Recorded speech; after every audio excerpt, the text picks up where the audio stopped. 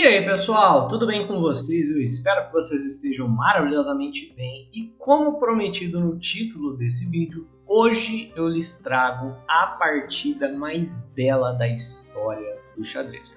Obviamente que isso é subjetivo, então sintam-se livres a debater aí nos comentários, mas uma coisa é certa, você vai sair desse vídeo tendo aprendido algo de novo e tendo visto uma das combinações mais lindas da história, feita por Kasparov jogando com as peças brancas contra Topalov jogando com as peças escuras. Então, vamos lá. Kasparov começa com o peão E4, seu adversário responde com D6, a defesa Pirc, preferida dos soviéticos.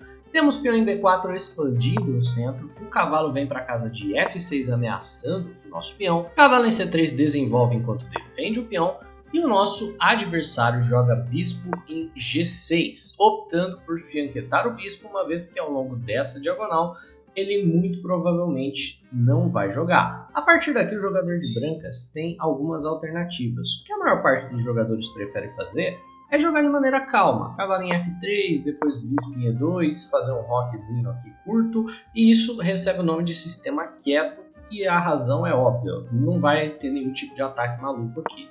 No entanto, o Kasparov vai para uma das opções mais agressivas, ele joga bispo em E3.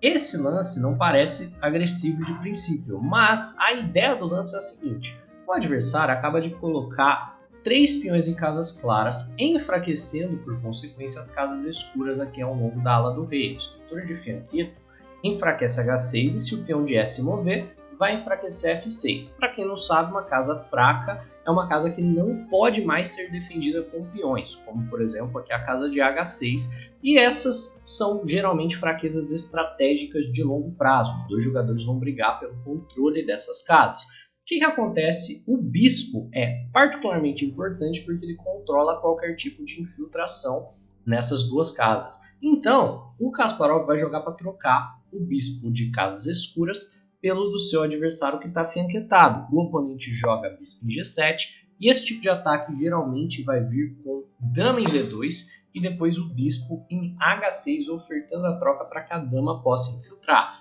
Se as pretas nesse tipo de situação fazem o roque, o ataque vem com muita força. Brancas tendem a querer impedir o cavalo em G4, que impediria a troca dos bispos, então a tendência para as brancas é jogar o lance F3, posteriormente fazer um roque longo e depois correr o peão de H, sacrificar esse peão de H para atacar com a dama e a torre juntas na casa de infiltração, que é a casa de H6. Isso se o jogador de pretas fizer o roque curto, o tipo de ataque que o Bob Fischer adorava fazer. A ideia é que, por exemplo, vai vir um peão B5, brancas vão jogar peão em H4 e depois vão sacrificar o peão em H5 para gerar uma infiltração. Aqui, se o jogador de pretas desacelera, joga um lance comum de desenvolvimento aqui, por exemplo, vou jogar peão em A5, continuar minha avalanche de peões, ou bispo em B7, já vem o sacrifício do peão, na sequência a troca dos bispos aqui na casa de H6, se ele toma, ótimo, a dama já infiltra, se ele não toma, tanto faz, eu vou capturar na sequência, forçar o seu rei a vir para essa casa,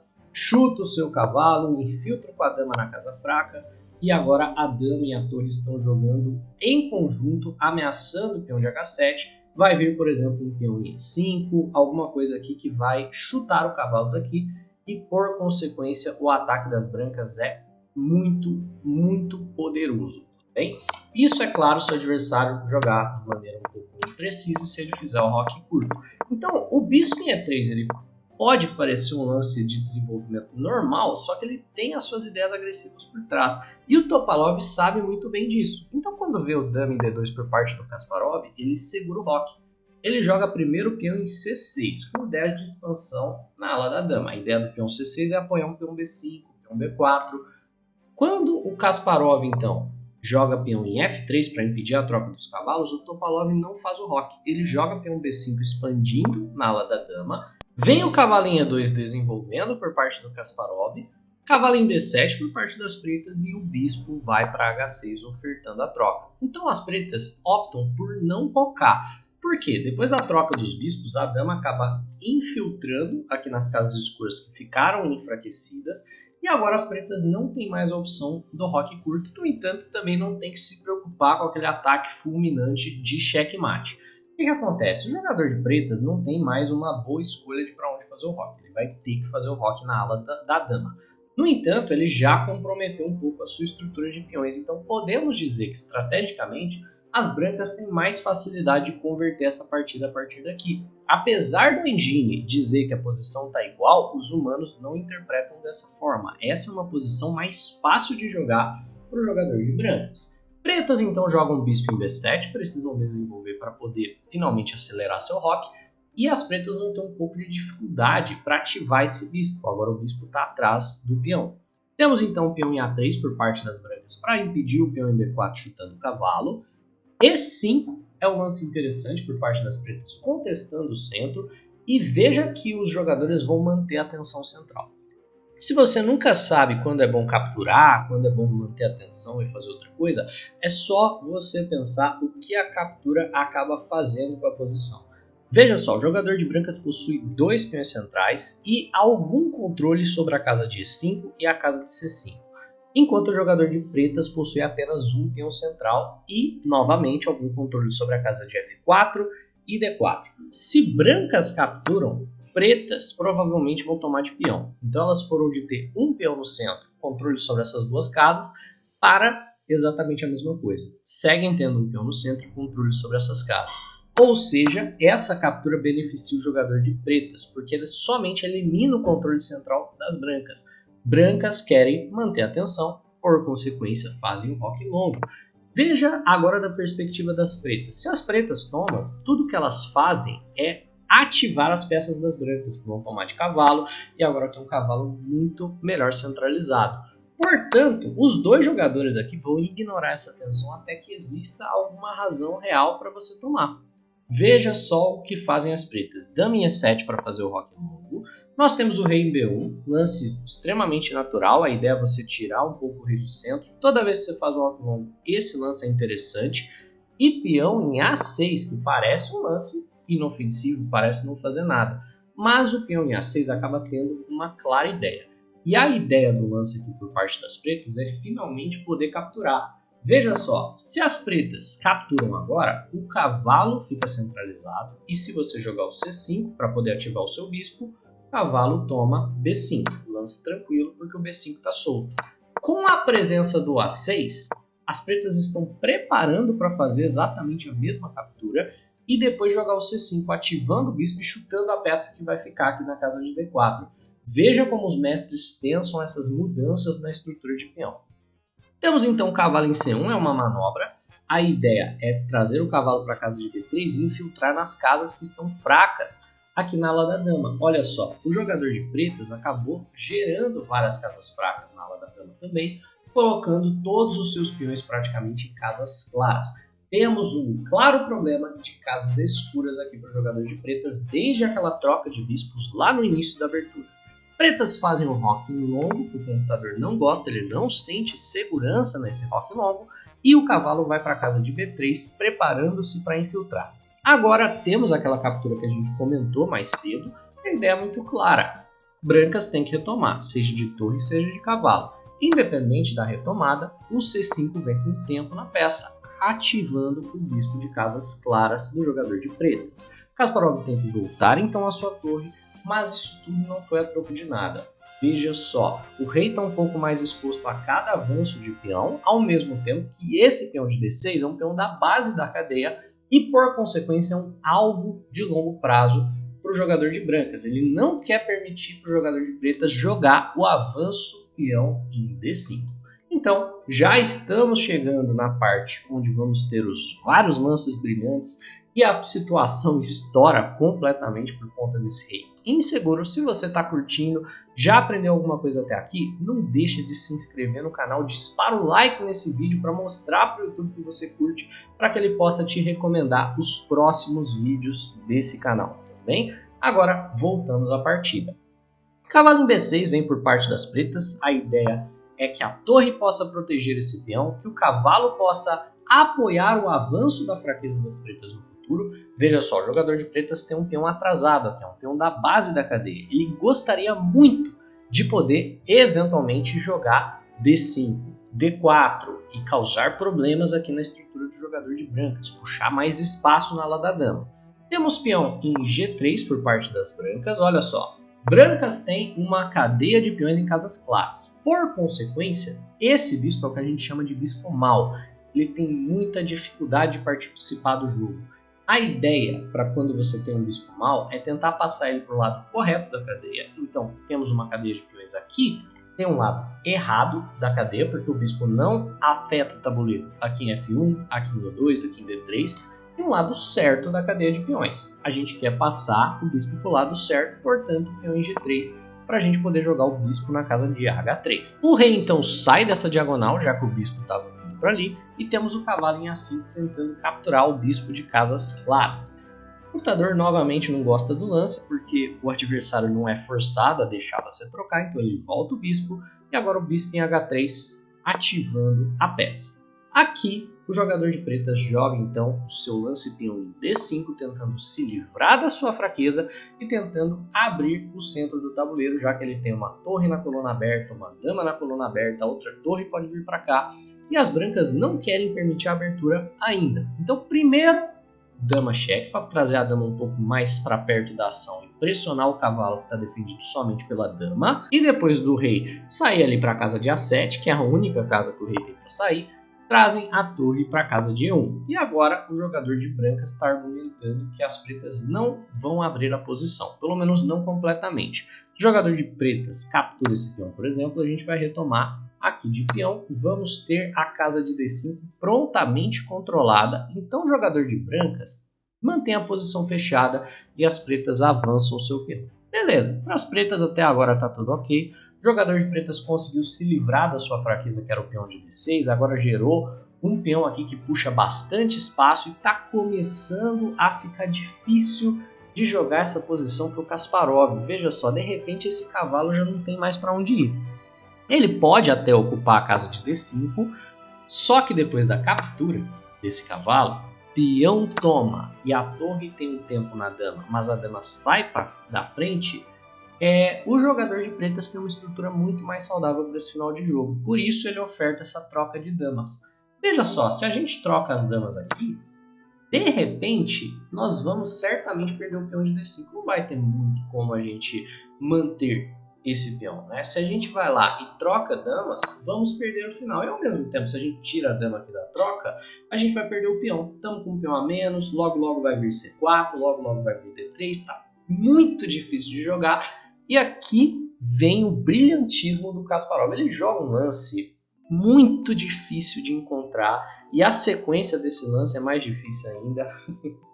Mas eu te convido a tentar. Não adianta usar a engine para tentar trapacear, porque o engine não vê o lance. Veja só, o engine nessa posição está sugerindo cavalo em C6 cheque. Ele diz que brancas estão piores. Não é o cavalo em C6 cheque. Kasparov jogou, tá pronto, já pausou, já tentou. Ele joga o belíssimo sacrifício de torre, torre por D4. E esse lance é fantástico e o engine diz que pretas estão melhores, pelo menos na menor profundidade. Ele fala que não tem nada, porque o que ele vê é C toma a torre e depois ele acredita que o Kasparov vai jogar dama em D4, que é um erro. A ideia de torre toma D4 é expor esse rei a uma belíssima sequência de checkmate, mas não através de dama toma D4 cheque, que pode facilmente ser bloqueado por dama em D6, mas sim através do lance brilhante torre em E7, sacrificando uma segunda torre. Tá, vamos tentar digerir a ideia. A ideia é a seguinte: o jogador de brancas ele tem um rei muito exposto para atacar. Esse rei não tem a casa de B7 porque o cavalo está de olho nela e o bispo está auxiliando para que o rei não escape. Então, a ideia do torre em E7 é distrair a dama da defesa da casa de B6 para que a nossa dama possa infiltrar nas casas fracas. Se dama toma torre, nós teremos dama toma peão. O rei só tem uma casa para ir, que é a casa de B8. A dama não mais defende a casa de B6, então nós podemos infiltrar com dama B6 cheque. E aqui o nosso adversário não tem nenhuma bandeira de defender o checkmate.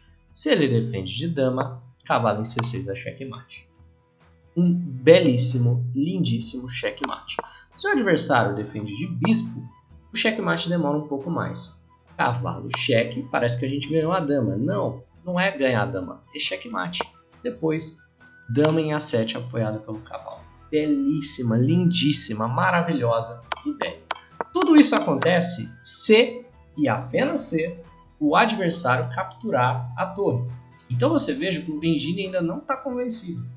Ele está dizendo que as pretas estão ganhando se rei D6. Por que é que eu capturaria a torre e levaria checkmate se eu posso só sair da frente e eu ainda estou com uma torre a mais? O Engine não vê a sequência que o Kasparov viu. Olha só, ele acha que o jogador de pretas ainda está de boas. Por quê? Dama toma peão, rei toma cavalo, ok, não tem nada aqui. Agora ele começa a ver. Agora ele já está dizendo que a posição está empatada. Esse rei está meio sem casas. A dama está cortando todas essas casas do rei. Então a gente continua tirando possíveis casas dele. Jogamos B4. Agora o rei vai para a casa de A4. E agora dama em C3 ameaçando checkmate aqui na casa de B3. Olha só, se o adversário permite, dama em B3 é um simples e tranquilo checkmate. O adversário então joga dama toma D5 para defender o checkmate. E nós podemos então capturar o cavalo que está de graça. Opa, capturar o cavalo que está de graça não é suficiente para vencer. Primeiro a gente joga a torre em A7 ameaçando novamente um checkmate com torre toma A6, que seria mate. O adversário precisa defender o checkmate. Problema, não tem como defender com uma boa peça. Torre em D6, por exemplo, acaba caindo numa sequência de mate. Esse lance parece uma boa defesa, mas cai numa sequência de checkmate após rei B2. É um lance excelente, esse daqui é muito difícil de ver. Dama em D4, forçando então a troca de damas, certo? Esse lance força a troca. Nós trocamos a dama e o adversário novamente não pode tomar, porque senão torre toma 6 é checkmate. Olha só.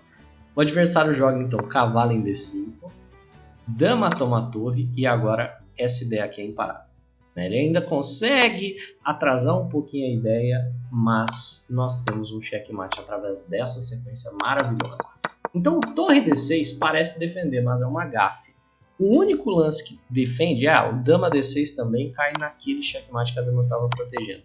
O único lance que realmente defende é bispo em B7.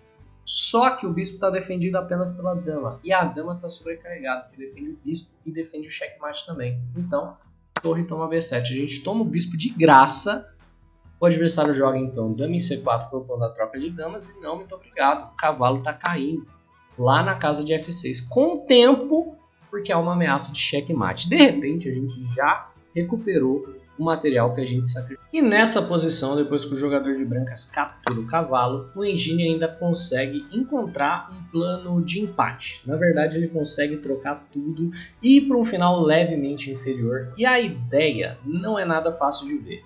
A ideia seria você jogar de pretas aqui o lance torre cheque, com o objetivo de fazer o rei vir para a casa de B2, que é a única casa disponível, e aí você coloca o rei em uma diagonal na qual você vai poder efetuar eventualmente a troca de damas torre dama em D4. Na realidade você não pode efetuar essa troca imediatamente, né? Porque dama em D4 cheque, dama toma, torre toma e imediatamente cai o peão de F7. Então para você poder efetuar corretamente, você primeiro arma a jogada de troca de damas, depois você traz a sua torre ali para a casa de A8 e agora nessa posição o jogador de brancas, o melhor lance das brancas é jogar dama na casa de B6 para tentar forçar um checkmate entrando aqui na casa de A5 e depois da troca, dama D4, dama toma, torre toma, por alguma razão aqui o torre toma F7 continua ganhando, mas não é um lance que vence de maneira tão forçada assim, porque o jogador de pretas consegue jogar A5 com a torre posicionada em A8 e liberar um pouco o próprio rei. E a posição não está tão ruim assim para as pretas, apesar de que certamente para um jogador do nível do Kasparov, ele venceria o Topalov nessa posição. que acontece? O Topalov não encontra essa ideia de levar para o final de jogo. Na realidade, ele tenta desprovar o sacrifício do Kasparov. Então, o que ele joga? Ele vê, beleza, você está ameaçando dama toma em A6 com checkmate. Só que não vai ser checkmate se eu capturar o peão de A, porque o peão de A é o que defende o seu peão de B4. Então, rei toma A3, na ideia de que depois que dama vier para a casa de A6 com cheque, o jogador de pretas teria rei toma B4. E agora, pessoal? Tirem as crianças da sala. O que o Kasparov vai fazer com esse rei é para maiores de 18 anos. Começamos com o peão em C3 cheque. É obrigatório tomar de rei, porque se você tomar de dama, você para de defender o peão de B. Aí é simples. Dama cheque, se caminhar... na verdade tem que caminhar para a coluna A e checkmate aqui é inevitável, né? Então, o adversário toma de rei de maneira forçada. Dama em A1, cortando casas do rei que agora precisa caminhar para baixo. Então ele vai aqui para a casa de D2. É problema, por exemplo, para ele vir para a casa de D3. É pior, porque agora tem bispo em F1 cheque vencendo a dama. E é problema também para ele voltar. Por exemplo, se ele vier aqui para a casa de B4, né, aqui ele vai ter graves problemas depois do dama B2 cheque. E se defender de dama, tem dama toma peão cheque. Então o rei tem que ir para a casa de D2. Na sequência, dama em B2 cheque, e novamente o rei tem que caminhar para baixo, ou para a casa de D1 ou para a casa de E1, porque se ele vier aqui para E3, nós temos torre cheque, é obrigatório agora para o jogador de brancas entregar a dama para bloquear o cheque. Não existe outro lance que saia do cheque que não entregar a dama, então ele precisa caminhar para baixo, rei para D1, e agora não é tão claro como exatamente o jogador de brancas converte a vitória, uma vez que não existe mais cheques para se dar nessa posição. Dá uma olhada, não tem torre D1, D7 cheque. E aqui, provavelmente, até aqui o Topalov já havia calculado. Só que, cadê a continuação? Cadê o arremate? E aqui que o Kasparov joga o seu segundo lance brilhante da partida, bispo em F1. Entregando o bispo, na condição de que se você captura o bispo, nós teremos dama C2 cheque. E na sequência, rei E1, torre E7, checkmate. O adversário só tem um lance, que é defender de dama, e a gente toma a dama dele. Beleza, você não pode capturar o bispo, né? Só que se você não capturar o bispo, eu vou capturar a sua dama, se ela não sair dessa diagonal. E se ela sair dessa diagonal, dama em E2 é checkmate. Olha só que incrível, você não pode tomar e você não pode ficar na diagonal do bispo impedindo um checkmate com dama em E2. Perdeu a dama? Não, calma lá, o Topalov joga torre em D2, ameaçando a dama do Kasparov, falando, se você tomar minha dama, eu tomo a sua dama, depois você retoma, eu tomo... Bem, vamos lá, bispo toma dama, torre toma dama, rei toma, peão toma e estamos no final empatado, certo? É óbvio que não. E agora o Kasparov joga o último brilhante da partida. Torre em D7. Entregando a torre de graça, porque no final da linha cai a dama. E se você não tomar a torre, eu tomarei a sua torre com checkmate. E existem duas ameaças. A primeira ameaça é a ameaça de checkmate, a segunda ameaça é a ameaça de tomar a dama. Então você precisa lidar com uma das duas. Topalov optou por lidar com a ameaça do checkmate, obviamente. Então ele tomou a torre, caiu a dama e ele foi para um final perdido, porque ainda perde a torre de A8 no final da sequência. E aqui, depois de alguns lances, Topalov abandona. E é uma partida com 3 lances brilhantes, com um rating de performance por parte do Kasparov de 2.950 pontos e 2.700 pontos de rating para o seu adversário, Topalov. É isso, pessoal. Essa é a partida mais bonita que você vai ver hoje. É absurdamente espantoso. O lance mais lindo, para mim, não é nem um dos 3 lances brilhantes, mas sim o lance torre toma em D4 que acontece no meio jogo. Esse lance aqui é absurdamente espantoso e a sequência com torre em E7 é maravilhosa. É uma partida linda, extremamente memorável, extremamente didática. Espero que vocês tenham curtido, espero que vocês reassistam para entender todos os pontos desde o princípio. Um abraço e até a próxima!